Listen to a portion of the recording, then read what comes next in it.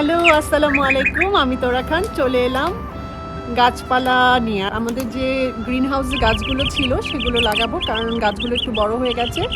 আর এখানে একটু গরম গরম পড়েনি, এটাই আমাদের আসলে গরম, এটাই আমাদের সামার। তো এই জন্য গাছগুলো বাইরে দিয়ে দিব।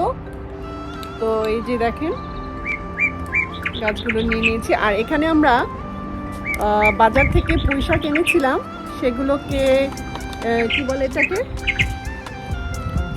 শিকড় করেছি।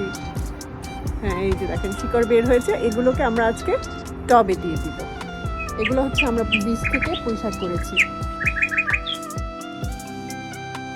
এখানে আমরা সব মাটিগুলো নিয়ে নিয়েছি, প্যাকেটের মাটি। আর এখানে আমরা ফিশ বোন আর অল পারপাস যে সার আছে সেগুলো মিক্স করে রেখেছি 3 দিন আগে।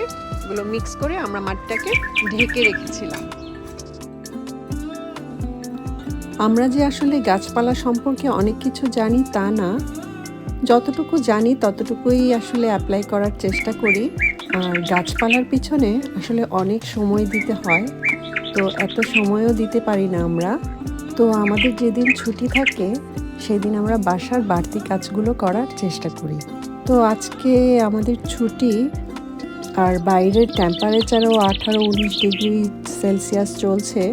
তো ভাবলাম গাছগুলোকে বাইরে দিয়ে দিই।